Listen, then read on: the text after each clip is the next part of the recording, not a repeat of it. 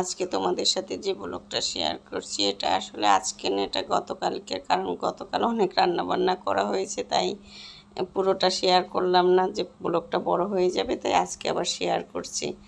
আজকে গতকালকে একটু রান্না করেছিলাম, লাউয়ের চোকলা, একটু এই জন্য একটু কালিজিরা ফোড়নও দিয়ে দিলাম, আবার একটু চিংড়ি মাছও দিলাম, একটু পেঁয়াজও দিলাম। এখানে আছে লাউয়ের চোকলা, তারপর গাজর, একটু আলু, একটু সিম, আর ফুলকপিও একটু ছিল। সব কিছু মিলিয়ে তৈরি করে নিচ্ছি। এটা আগে আমি ম্যাক্সিমাম করে থাকতাম, ভালোও লাগে, কিন্তু ইদানিং সময়ের অভাবে হয় না। লাউটা খুবই ভালো ছিল।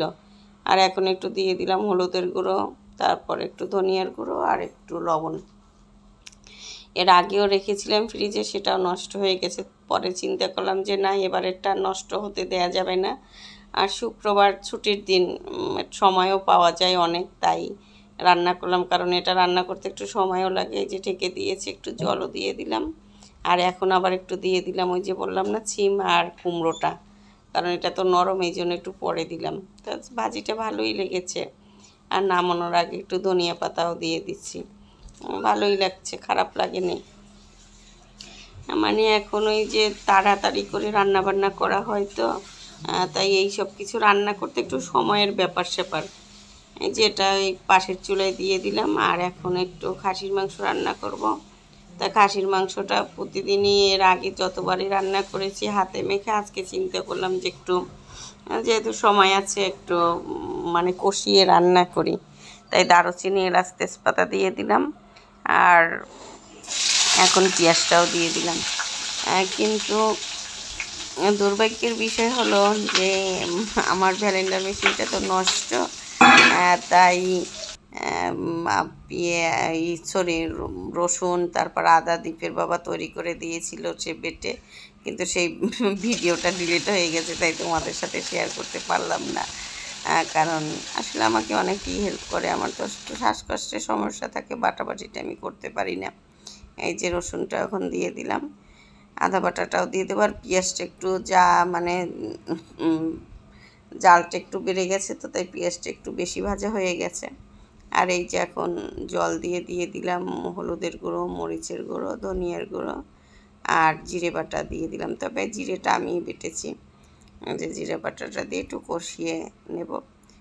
অনেক দিন যাবতীয় এখন মুরগির মাংসই একসাথেই বসিয়ে দিই। পরে চিন্তা করলাম একটু করি, কিন্তু আসলে টেস্টটা একটু অন্যরকমই হয়, কারণ এই কষানো আর এই যে মাংসটা দেওয়ার সময় মশলাটা ছিটে একেবারে আমার দেয়ালটা নষ্ট হয়ে গেল, রান্না মানে চুলোর পাশটা। এখন ঢেকে দিলাম। আর এই পাশের চুলায় আবার দেখলাম যে ইটা হয়ে গেছে, কি জানি লাউয়ের চোকলাটাও হয়ে গেছে। এখন একটু ধনিয়া পাতা দিয়ে দিচ্ছি, কারণ এখন শীতের দিন তো ধনিয়া পাতাটা সব কিছুতেই কেন জানি ভালো লাগে। এই যে এখন একটু ভালো করে নেড়ে চেড়ে নিচ্ছি। আর এই যে মানে মাংসটাও কষানোর সময় চিন্তা করলাম যে একটু লেট হয়ে যাবে, তাই একটু পেঁপে দিয়ে দিলাম। আর পেঁপেটা আমার কাছে ভালোও লাগে মাংসের ভিতর দিলে, তো পেঁপেটা দেওয়ার কারণে মাংসটাও তাড়াতাড়ি সিদ্ধ হয়ে গেছে। কারণ খেতে খেতে একেবারে সন্ধ্যা হয়ে গেছে। আসলে ছুটির দিন এরকমই হয়, ছুটির দিনে মনে হয় কি কাজের পরিমাণটা আরও বেড়ে যায়। আর এই যে এখন গরম জল দিয়ে দিচ্ছি, যেহেতু খাসির মাংস গরম জলটা না দিলে তো হবে না, এটা দিয়ে দিলে। তবে ওই যে গরম মশলার গুঁড়োটা শেষ হয়ে গেছে, তাই আর গরম মশলাটার গুঁড়োটা দিতে পারলাম না, তাই ফোড়নে দিয়ে দিচ্ছি। আমি সবসময় একটু পরেও দিয়ে থাকি। আর এই যে এখন আলুটা দিয়ে দিচ্ছি, আলুটা আগে ভেজে রেখেছি, কিন্তু ওই যে ভিডিওটা ক্যামেরাটা মানে স্ট্যান্ড থেকে খুলে নিয়েছি, হাতে নিয়ে এটা দেখালাম, তো এই জন্য একটু কেমন জানি।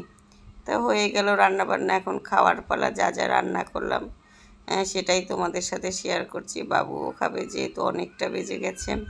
তার বাবু ইদানিং মুরগির মাংসের চেয়ে খাসির মাংসটাই বেশি পছন্দ করে, তা বাবুকে খাবারটা দিয়ে দিচ্ছি। একেবারে গরম ভাত, গরম মাংস, মানে এটা স্বাদই একটা আলাদা। আর খাসির মাংস দিয়ে কেন জানি আমার ভাতটাই ভাল লাগে, পোলাওটা ভাল লাগে না। এই যে বাবুকে মেখে দিচ্ছি, মানে মাখতে আমি পারতেছি না, এতটা গরম। এবং ও ঝোল দিয়েই অনেক ভাত খেয়েছে। ডালটা পরে সামান্য একটু নিল, দ্বীপের বাবাও বসে পড়েছে। আর এই যে আমি মাংসটা অনেক টেস্ট হয়েছে, আর এই ভাজিটাও খুব ভালো লেগেছে। ভাজিটা এমনিও আমি ভালো খাই। তাহলে আজকের ব্লগটা এখানেই শেষ করলাম। বাই।